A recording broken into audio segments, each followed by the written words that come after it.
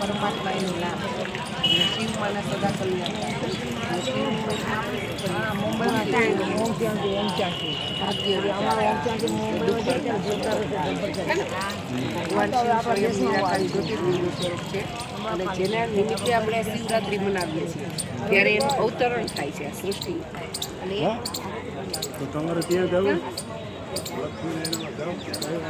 અરે 2 વાગે ઓલાનો ફોન છોકરા એવું છે